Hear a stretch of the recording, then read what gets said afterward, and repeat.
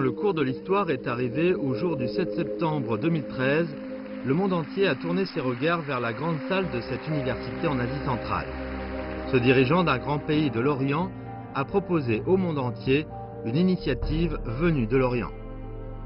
我们可以用创新的合作模式，共同建设丝绸之路经济带。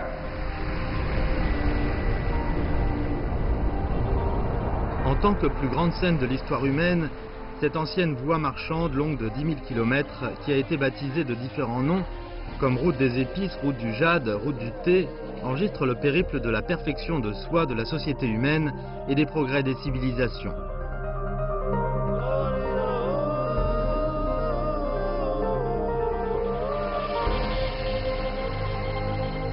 Aujourd'hui, l'initiative que ce grand pays oriental lance insuffle une nouvelle vie, à la manière d'une chenille se transformant en papillon à la route de la soie, qui est traînée silencieuse comme un ver de soie dans son cocon pendant si longtemps dans l'histoire contemporaine et moderne. La route marchande antique serpentant le long de ce vieux continent durant des milliers d'années va créer et matérialiser du bien-être pour des milliards d'hommes sous un nom respirant la modernité. Ce nom est la ceinture économique de la route de la soie.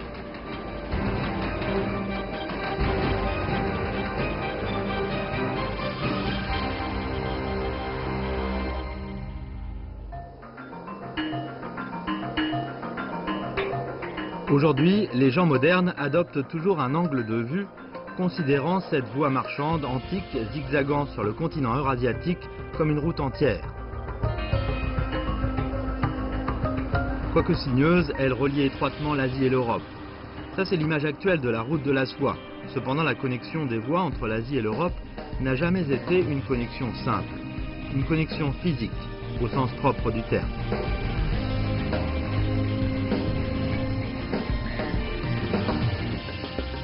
Il y a plus de 2000 ans, cette voie était éparpillée de manière dispersée sur des territoires de l'Europe et de l'Asie. Aucun registre historique ne comporte de mention relatant que des populations des deux extrémités du continent eurasiatique se rendaient à pied directement jusqu'à l'autre partie. Le moment où les différents groupes ethniques, après avoir enjambé d'innombrables monts et vallées, se rencontrèrent enfin, ce fut la connexion véritable de cette voie entre l'Orient et l'Occident.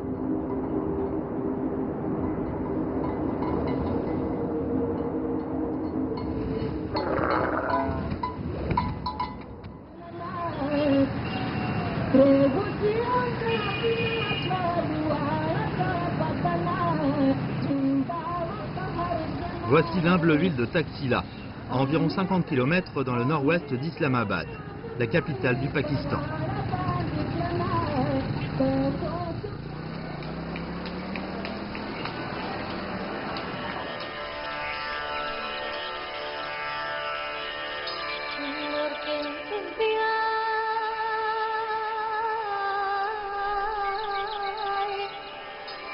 Durant le long parcours de l'histoire, cette petite ville fut la porte d'entrée commune pour les visiteurs venus de l'Orient à entrer dans les contrées occidentales et ceux de l'Occident à pénétrer en Orient. Au cours d'environ 3000 ans, elle fut une célèbre balise liée à la route de la soie sur le continent eurasiatique. L'histoire de Taxila peut remonter à une période d'il y a 3 siècles avant notre ère. Cette cité antique a été un haut lieu du bouddhisme et un centre philosophique.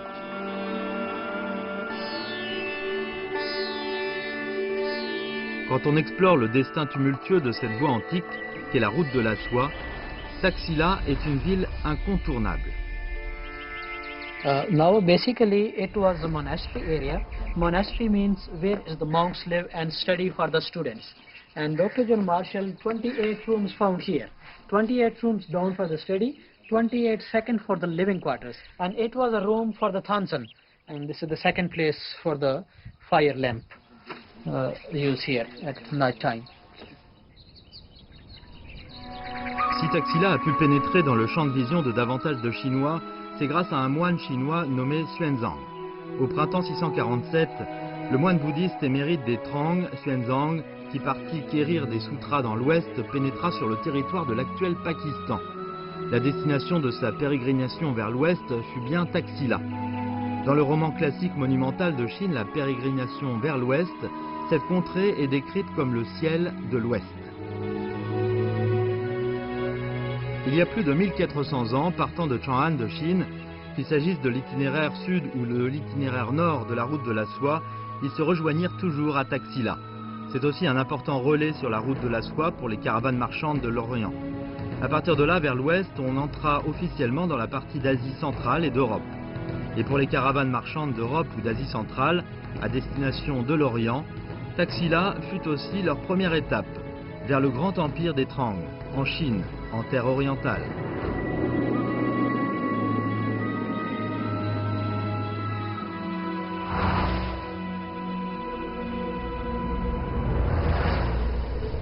Le changement du destin de Taxila intervint en 336 avant notre ère. Alexandre le Grand, Alexandre III de Macédoine, qui avait 20 ans cette année-là, devint roi de Macédoine dans la capitale Péla, du royaume de Macédoine de la Ligue de Corinthe. 6 ans plus tard, son expédition vers l'est parvint jusqu'à Taxila. À l'époque, les Occidentaux estimaient généralement que l'extrémité est de la route de la soie était bien Taxila. Après avoir conquis cette ville, il crut aussi, très optimiste, qu'il avait l'Orient et l'Occident de la planète entre ses mains. Or, ce qu'il ne savait pas, c'est que dans la prolongation de cette voie encore plus périlleuse, le monde de l'autre côté des montagnes enneigées interminables, là se trouvait le vrai Orient, l'Orient qu'il désirait tant.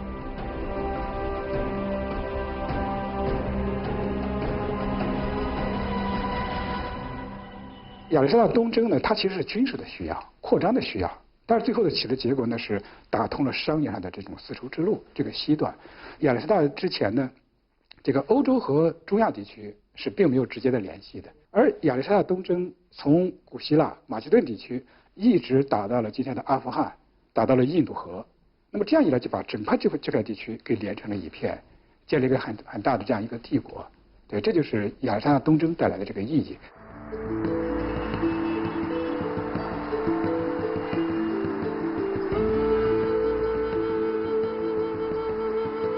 Quand les Chinois de nos jours entreprennent un voyage sur la route de la soie, ils prennent tous cette statue comme point de départ du périple.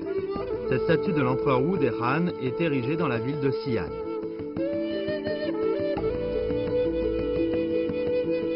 Mais dans toutes les histoires liées à la route de la soie de l'Orient, le personnage le plus connu est sans conteste Jiang Tian.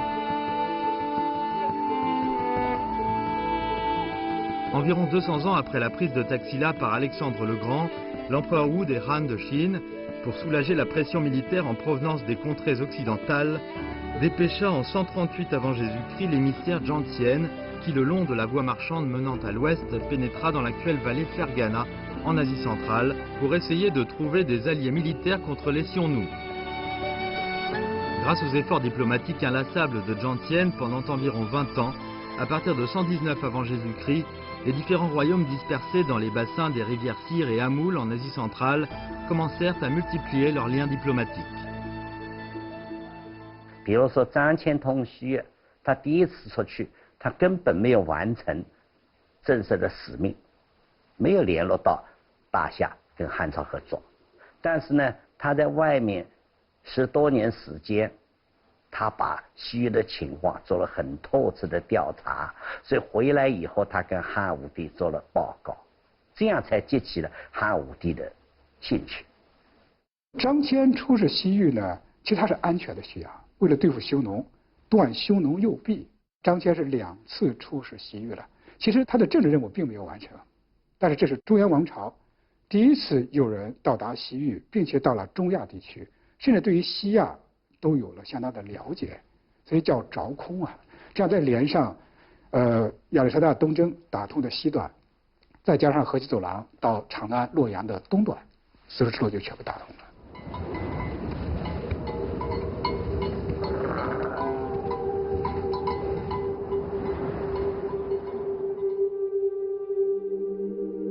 La guerre qu'Alexandre le Grand déclencha vers l'Est eut en réalité pour résultat de prolonger la section européenne de la route de la soie vers l'Asie, alors que la mission diplomatique vers les régions occidentales que l'empereur Wu des Han décréta dans l'optique de consolider la sécurité du territoire impérial révéla à l'Orient une route marchande susceptible d'aller encore plus loin.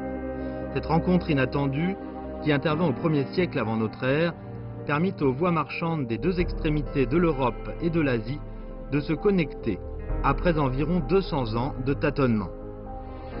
Auparavant indépendantes, les deux sections, qui furent enfin reliées ensemble, réalisèrent la véritable connexion sur l'ensemble de la ligne au sens propre du terme. Ce fut le premier tournant majeur que le destin de la route de la soie prit. Dès lors, cette ancienne voie marchande commença à tourner une nouvelle page de l'histoire de l'humanité, avec une longueur et une largesse sans précédent.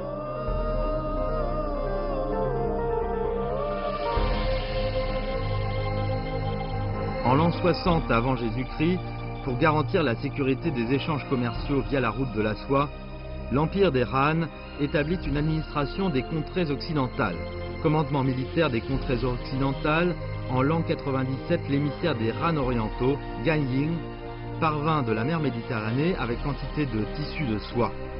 En l'an 166, via la route de la soie, l'émissaire romain arriva à Luoyang, capitale de l'Empire des Han orientaux. Au fil des ans, pendant des milliers d'années, les civilisations européennes et asiatiques s'embrassèrent ainsi d'une vitesse sans précédent. Le long de cette voie marchande, les innovations scientifiques et techniques que l'Orient et l'Occident eurent créées et possédées furent converties en richesses au profit de l'ensemble des populations sur tout ce continent eurasiatique.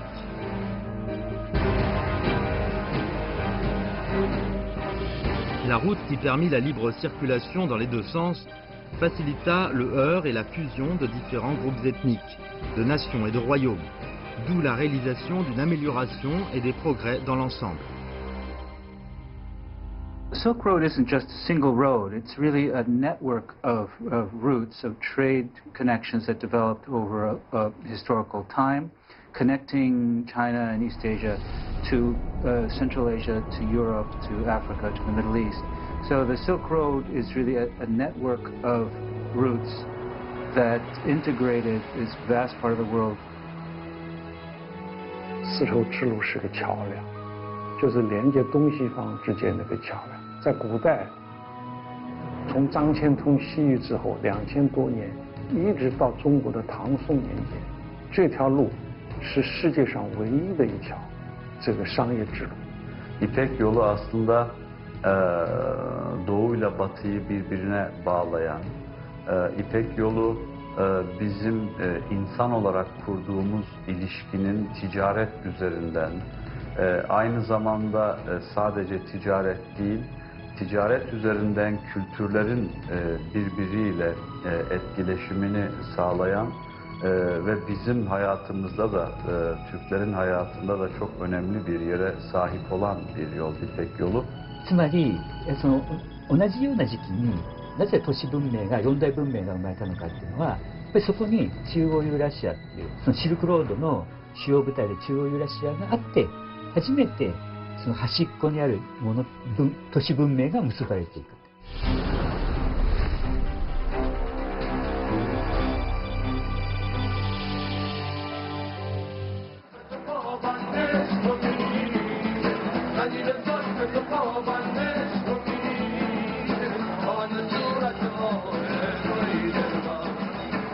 La route de la soie a aussi connu des débuts et son apogée.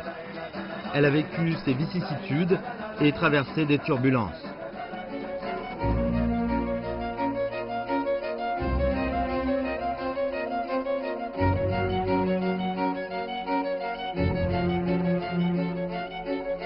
Une autre date qui marque des bouleversements dans le destin de la route de la soie, mentionnée dans bon nombre de dissertations académiques publiées aujourd'hui, est celle-ci, en l'an 1453, qui a fait couler le plus d'encre.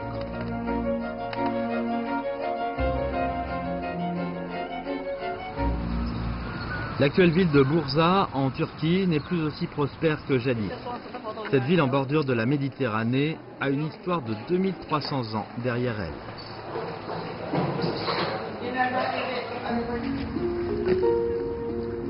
C'est en s'appuyant sur la soie merveilleuse, introduite de la Chine de l'Orient, qu'en l'an 1453, cette ville sous domination ottomane se para des plus éclatantes splendeurs de l'Empire à son apogée. La route de la soie en cette période était très dynamique et prospère. Elle véhiculait sans arrêt des légendes sur la fortune entre l'Europe et l'Asie.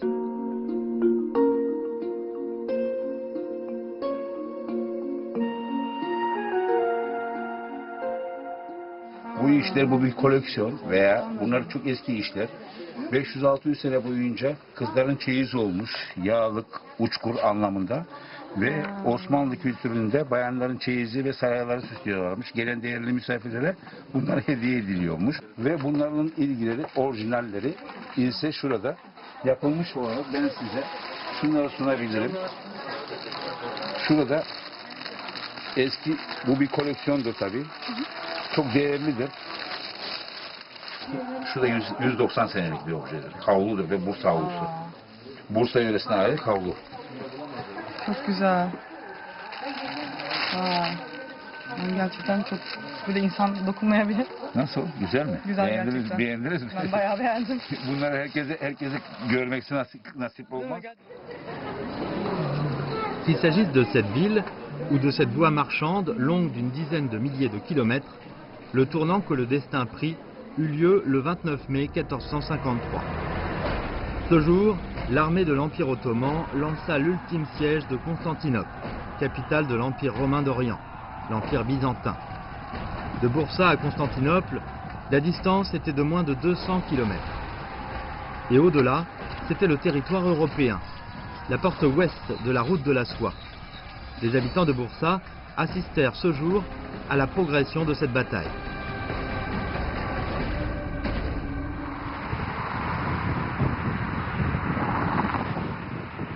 This is the Greek wall that I'm looking at that has stood for 1100 years. This wall is 4 miles long. It has 192 towers, and probably outside of China, it was the greatest piece of military engineering in the medieval world. Nobody had the technology to take it until the Ottoman Empire acquired gunpowder and the ability to make large cannons. And with this, they finally had the technology to attack the walls of Constantinople.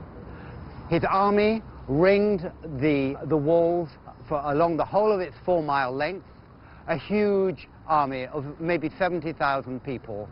What was remarkable about the Ottomans was not only that they were very good fighters, but that they managed to create very large cannons and to keep them firing day after day for 50 days.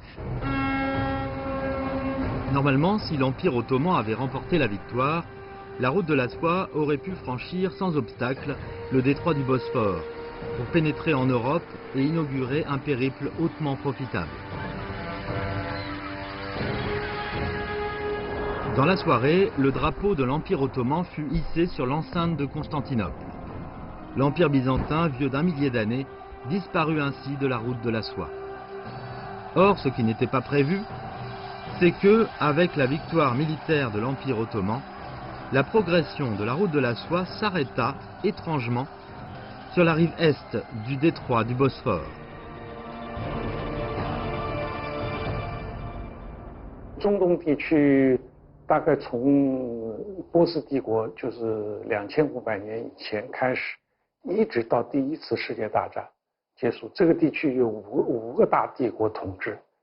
第一个是波斯帝国，第二个是亚历山大帝国，完了是罗马帝国，阿拉伯帝国、奥斯曼帝国，这些都是靠武力征服的，就是把前面那个帝国灭了，然后呢他自己建立一个帝国，全部都是靠武力。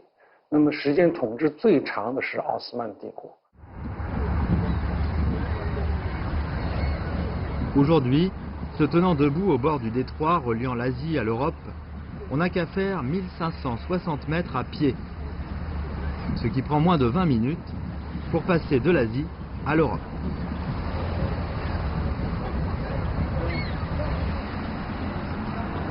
Après 1453, cette ville fut rebaptisée Istanbul. Constantinople, nom donné à la cité d'après l'empereur romain Constantin Ier, qui présente un charme européen, tomba progressivement dans les oubliettes.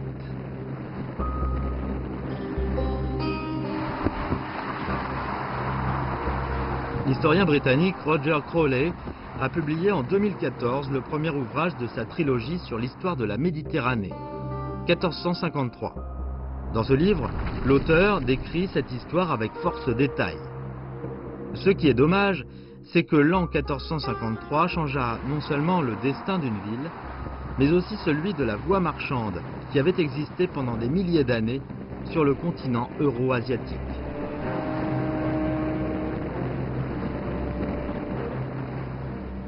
In a strange way, when the Ottomans took the city, they closed that seaway to Europe.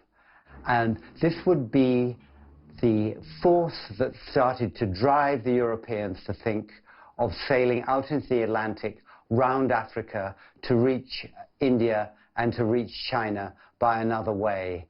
Aslında İstanbul'un fethiyle birlikte çağ kapanmıştır, yeni bir çağ açıldı. La voie marchande la plus longue construite par l'homme sur la planète s'arrêta ainsi au détroit du Bosphore. Les caravanes de la route de la soie, qui avaient voyagé pendant un millier d'années, ne purent que regarder depuis les rives du détroit l'Europe ou l'Asie, chacune de son côté. Ce changement dans le destin de la route de la soie, durant plusieurs siècles qui suivirent cette date, fut le soupir le plus lourd du continent euro-asiatique.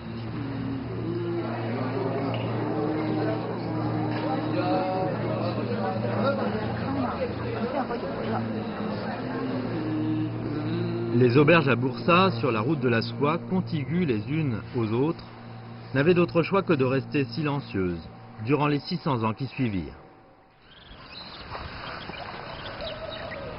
Aujourd'hui à Bursa, le mode de vie de l'époque ottomane d'il y a 600 ans est préservé tel quel. L'habitante, Kavalti Evi, a rénové sa maison ancestrale. Comme ses ancêtres, elle a aussi ouvert une auberge dans le bourg.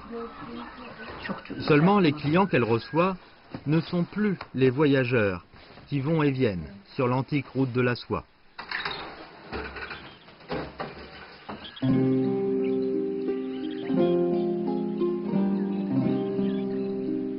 Le soleil qui avait illuminé Chang'an, Constantinople et aussi Rome, brille aujourd'hui encore sur Bursa. Mais les splendeurs que la route de la soie ont apportées ne peuvent que devenir des souvenirs pour ses habitants de génération en génération. La porte menant au monde extérieur se ferma dans un bruit fracassant. Ce qui fut coupé de l'autre côté de la porte et derrière cette cité fut aussi cette route de la soie interminable, menant jusqu'à l'Orient.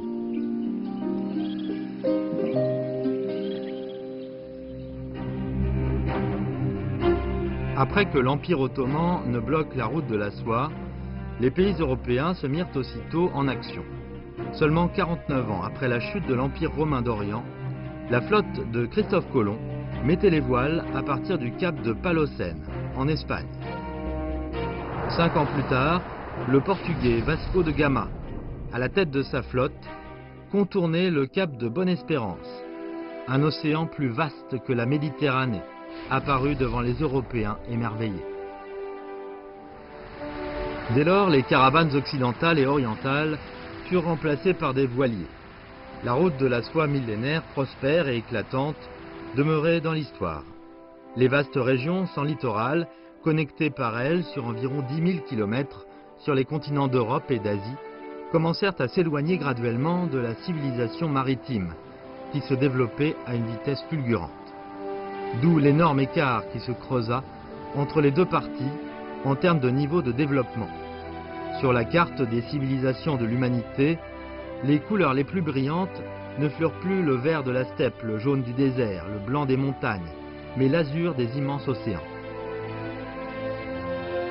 La route de la soie maritime, qui se substitua à la route de la soie terrestre, commença à prospérer. De la dispersion des sections à leur connexion, de la prospérité à la chute brutale, la route de la soie est vouée à connaître son destin à la merci du développement tumultueux de l'histoire de l'homme.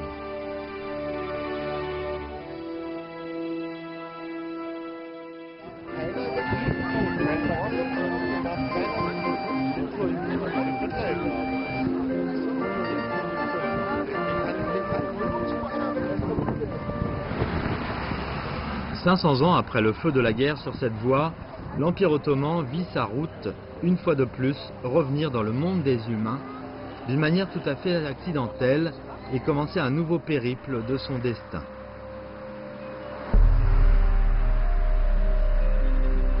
La clé qui a de nouveau ouvert la route de la soie est aujourd'hui gardée dans la bibliothèque de l'Université de Berlin, en Allemagne. Celui qui a forgé cette clé est l'ancien président de cette université. Il fut aussi géographe et géologue. Il s'appelait Ferdinand von Richthofen. Si Richthofen avait cherché la route de la soie, ce n'était pas exclusivement pour son propre plaisir. En 1815, 34 villes dispersées en Europe centrale s'allièrent enfin pour former un État unifié, qui est aujourd'hui l'Allemagne. Forte de sa grande capacité industrielle, l'Allemagne naissante émergea très vite sur le continent européen. Quoique situé en plein cœur de l'Europe, l'Empire germanique convoita aussi la richesse du monde oriental. Or, toutes les voies marchandes maritimes menaient à l'Orient, de l'océan Atlantique à l'océan Pacifique, en passant par l'océan Indien, étaient sans exception occupées par les flottes britanniques, françaises, russes et américaines. Faute de moyens, les Allemands furent contraints de commencer à explorer une voie de communication terrestre sur le continent eurasiatique. Chargé d'une mission spéciale pour la nation, Ferdinand von Richthofen mena dans les années 60-70 une exploration scientifique systématique dans les fins fonds du continent eurasiatique et les régions du Nord-Ouest. En 1877, il compila les fruits de son voyage dans un ouvrage intitulé « La Chine ». Cet ouvrage, composé de plus de 800 pages, baptisa pour la première fois ce passage de communication terrestre reliant les deux extrémités des continents d'Europe et d'Asie, allant de la Chine jusqu'à l'Europe, en passant par l'Asie centrale, route de la soie. Und da ist vom Geologen im Grunde genommen zum Geographen geworden. Und das betont auch selbst. Und es wird auch immer behauptet, Richthofen war Geologe und ist dann eben zur Geographie gekommen. Über seine Forschung, vor allen Dingen in China. Hat dann sogar ein Jahr und eine längere Zeit frei bekommen, um sein China-Werk weiterzuschreiben. Chaque fois que le destin de la route de la soie connaît un changement, c'est généralement reflété dans le changement de son nom. Dans les registres historiques de différents pays, en raison de la richesse de différentes natures qu'elle porte durant les périodes historiques déterminées, la route de la soie a aussi un nom différent. Les Russes l'appellent route du thé, les Turcs la route des épices. La route de la soie que von Richthofen attribua au début désigna le passage d'échanges commerciaux entre l'Europe et l'Asie pendant la période correspondante à la dynastie des Han en Chine. Il figea même l'histoire de cette route sous la période de l'Empire romain, entre 128 avant Jésus-Christ et 150 de notre ère. Car selon lui, durant cette période extrêmement courte, les plaisirs perçus de l'Orient, mentionnés le plus souvent dans l'histoire de l'Empire romain, provinrent de la soie de Chine. 这是一种奢侈品，对他们来讲，它不是生活必需品。但是呢，当时最大的市场，使它最高到这个价的是在罗马。所以记载有一次罗马皇帝穿上一件丝绸的这个衣服，受到大家赞叹，所以这个一直成为一个风尚。在这种情况下面，据说这个丝绸的价格比黄金还贵。Die Seidenstraße ging ja dann über die Bereiche des Pamirs, über den Iran, in die östlichen Gebiete, über Syrien bis ans Mittelmeer. Und vom Mittelmeer haben dann die venedischen Kaufleute, also die Venezianer, das besorgt, so dass dann über die Venezianer die Seide verteilt wurde über ganz Europa. Und ein ganz begehrtes Gut war und es also sehr wichtig war.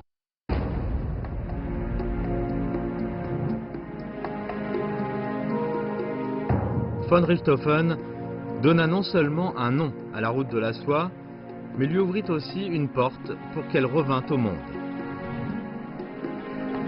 Après lui, le Britannique M. Stein, le Suédois Sven Hedin, le Français Paul Peillot et l'Américain Langdon Warner, ainsi que d'innombrables savants et aventuriers, dévoilèrent petit à petit la route de la soie oubliée au monde.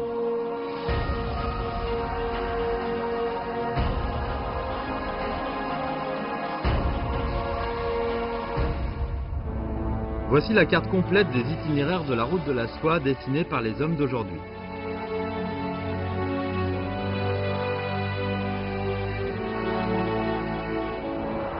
Vu du ciel, l'itinéraire sud de la route antique de la soie longe le Pamir vers l'ouest, traverse le Hindu-Kush et continue jusqu'à Kaboul en Afghanistan, avant de se scinder en deux.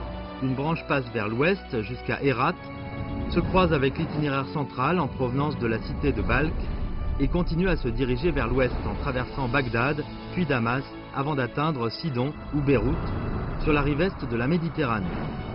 Après, elle devient maritime jusqu'à Rome. L'autre branche passe vers le sud. L'itinéraire central de la route de la soie est comme suit. Après avoir enjambé le Pamir et atteint la cité de Balkh, il progresse vers le nord-ouest avant de se diviser en deux branches. L'une rejoint l'itinéraire sud, l'autre se dirige vers la ville de Téhéran d'aujourd'hui. L'itinéraire nord de la route de la soie est aussi composé de deux variantes. L'une passe par Fergana, soit la ville de Fergana d'aujourd'hui, à l'est de l'Ouzbékistan.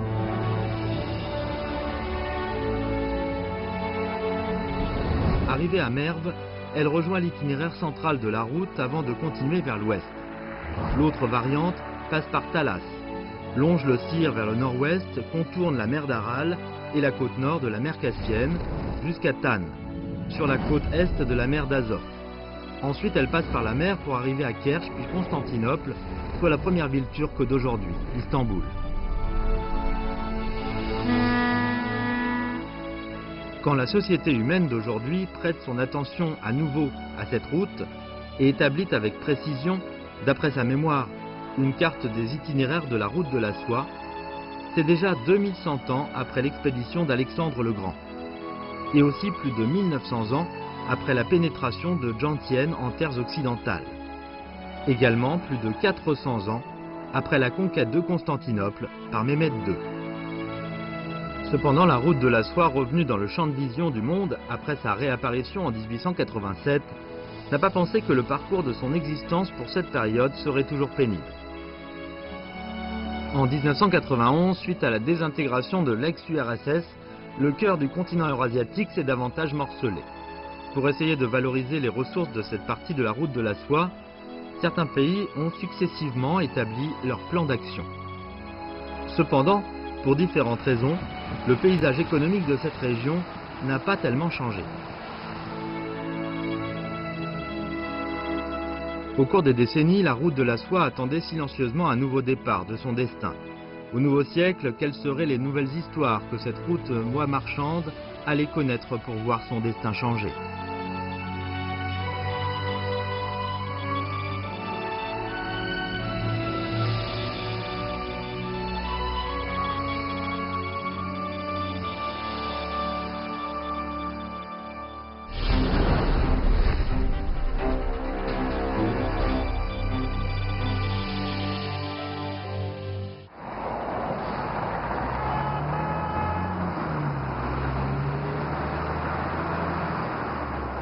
L'université Nazarbayev, l'établissement d'enseignement supérieur le plus prestigieux du Kazakhstan. Le 7 septembre 2013, un homme venu d'un grand pays de l'Orient a pour la première fois lancé sur cette ancienne voie de la route de la soie une initiative liée au bien-être de milliards de personnes. 我的家乡中国陕西省就位于古丝绸之路的起点。站在这里回顾历史，我仿佛听到了山间回荡的声声驼铃，看到了大漠飘飞的袅袅孤烟，这一切让我感到十分的亲切。当前，中国同中亚国家关系发展面临难得机遇，我们希望同中亚国家一道，不断增进互信，巩固友好，加强合作，促进共同发展、繁荣，为各国人民谋福祉。我们可以用创新的合作模式，共同建设丝绸之路经济带。C'est dans cette salle de l'université que le président chinois Xi Jinping a prononcé son discours intitulé « Faire rayonner l'amitié entre les peuples pour construire ensemble un meilleur avenir ». Pendant une trentaine de minutes, ce dirigeant d'un grand pays d'Orient a, en vue de favoriser le renouveau des régions le long de la route de la soie, indiqué les balises toutes nouvelles, outrong, soit la communication des politiques nationales, la connexion des routes, la facilitation des échanges commerciaux, la circulation des capitaux et la communion d'esprit entre les peuples.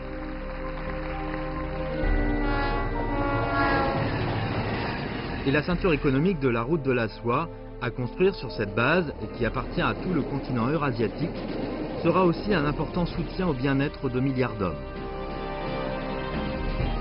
Dans le concept du grand pays d'Orient que le président Xi a explicité, l'esprit de la route de la soie, qui est paix et coopération, ouverture et inclusivité, apprentissage et assimilation mutuelle, bénéfices réciproques et résultats gagnant-gagnant, deviendra aussi une pierre angulaire indispensable pour le renouveau de la route de la soie.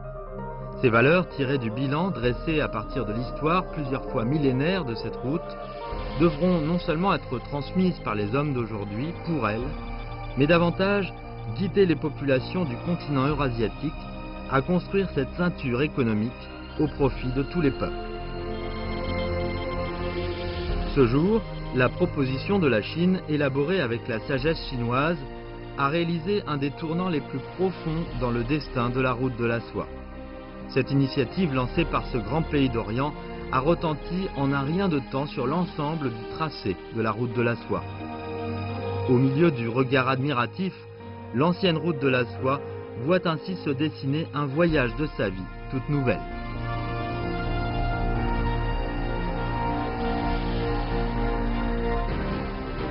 Шелкового пути и наша программа Нурлы жол имеют очень хорошую синергию. Они друг друга дополняют. One Belt, One Road, और फिर इसी हवाले से ये जो इक़्तिसादी राहदारी का मंसूबा है, इससे होगा ये कि पाकिस्तान में गुर्बत का खात्मा होगा, बेरोज़गारी का खात्मा होगा और हमारे मुल्क के मुख्तलिफ हिस्से. Тем более, что мы поддерживаем доктрину председателя Си Цзиньпиня о создании экономического пояса шелкового пути. Я думаю, все самое лучшее еще впереди у нас. When on the contrary, you have trains, airports, ports, it creates more links, more facilities, it brings people together. Also eine stabile internationale Ordnung ist nicht selbstverständlich und wird sich nicht von selbst ergeben. Also es kommt auf uns darauf an, diese zu schaffen. Und ich glaube, dass in diesem Zusammenhang die Seidenstraße ein interessantes Projekt sein kann, das für politische Stabilität und wirtschaftliches Wohlergehen sorgt und damit die internationale Ordnung auch stabilisiert. Also einen wichtigen Beitrag da. The Silk Road Initiative will enable faster, cheaper and more efficient. The Silk Road, the OBOR, One Belt, One Road, really in our eyes is about connecting. So I think this is the way to go in the future. Well, the Silk Road Economic Belt Development Plan strategy is based upon a historical reality that the Silk Road was the vehicle by which China communicated with the world. The world came to know China. Silk Road benefited everyone.